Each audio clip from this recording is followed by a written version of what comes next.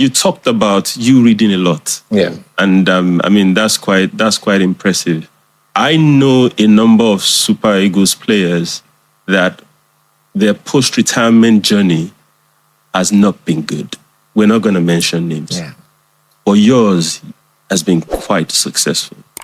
So what is it like, that transition from your playing days to, you know, what you're doing now? And how do you... A lot of people struggle. You know, you've been doing something since you were born. I mean, since you were young. And you're 40, 45 and you can't play anymore.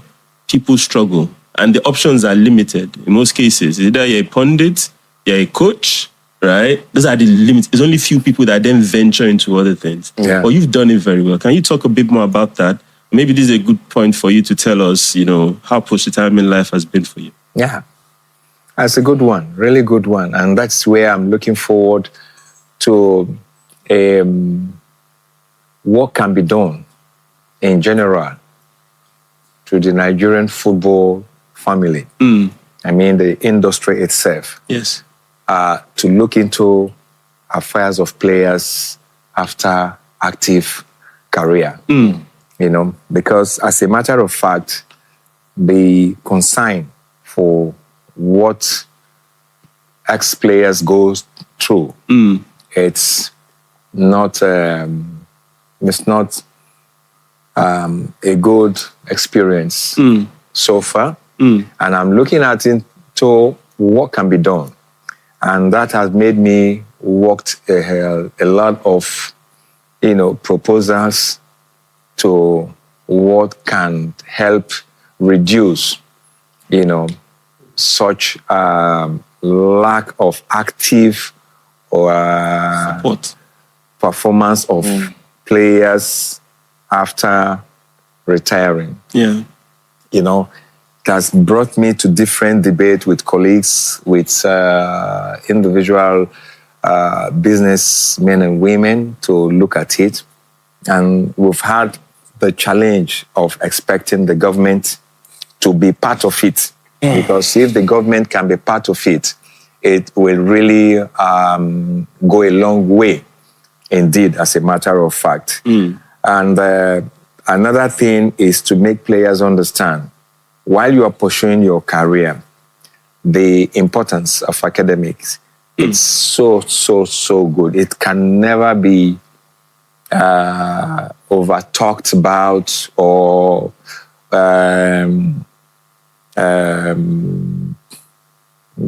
I'm trying to say, there's a word I'm trying to catch up. I can't catch it up now.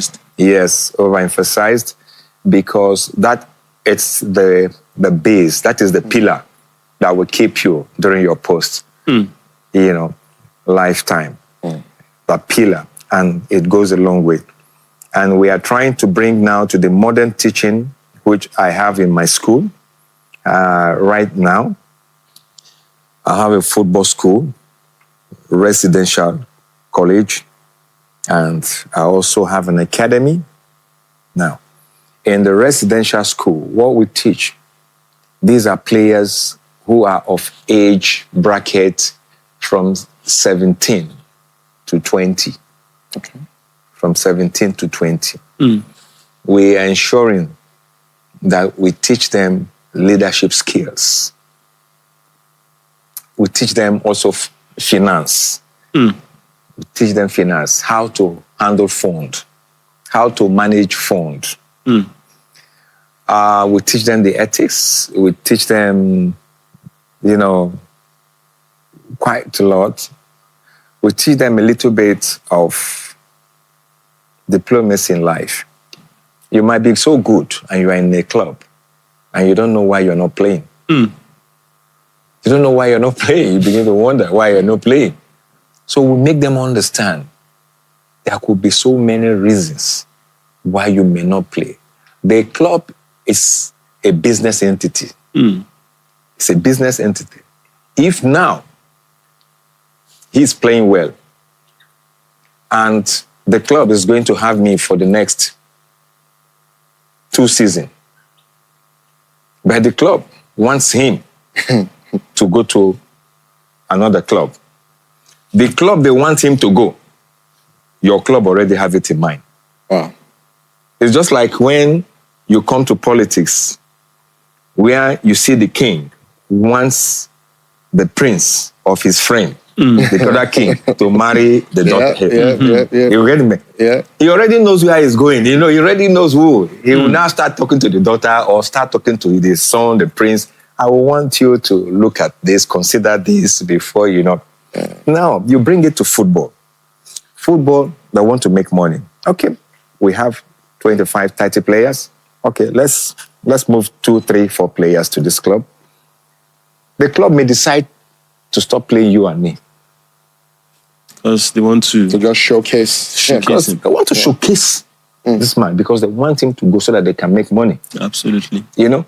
But if you get angry as a football player and begin to behave... through tantrums. Out of, you know, you begin to say, I'm supposed to play, I'm this and that. You are missing it. Yeah. You are missing it. It's a business club.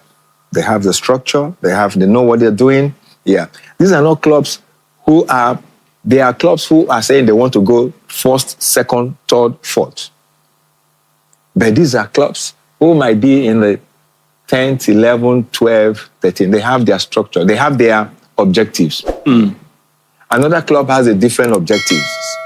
So clubs have different objectives. So if you're in one of those clubs with an objective where they make money to build the club, first of all, gradually, you just have to be very clear. So these are the things we teach players to understand. If they find themselves in situations like that, they should take it easy and give their best, maximum best. They should not allow such in their career deprive them of giving their best. You know, so we teach them all this so that they should not make those mistakes we do. Some of us made those mistakes and we pay seriously for it. You know, I'm a victim. Most of us that we are the first generation that, you know, started this European football for Nigeria. We paid a lot of price. I don't think there is one of us who did not have 1 or 2 stories to tell about contracts, football players' contracts. We just signed. You sign anything that they give you. Yes, you know. So that is what we make sure. You know. So we make sure in the school now we teach them all this to improve them, to give them better idea, better understanding of what to do. So it is true, the academic, that gave me the strength and the ability to, after active career, to be able to set up something and do. Apart from that, I have my company for projects, designing projects and creating and being able to work with government, you know, being able to work with corporate bodies and being able to work with individuals, you know, in different sectors. If you mention anything now, I could really think deep into it and be able to create something, you know, based on what you present to me. Just like an architect, you tell an architect, this is the kind of structure of house you want.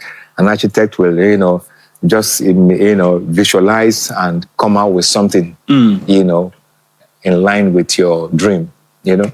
So that's what I think has helped me, you know. Thanks to God, to those who have also advised me in that line to make sure I hold academics. You know, you don't have to go to university to be better. At least you need to be at least basically, you know, academically, you know, prepared, you know, so that as you get this fund, you'll be able to you have good management of your fund. And that is where a lot of us then, and even presently, are still yet to have total control over fund management. Yeah.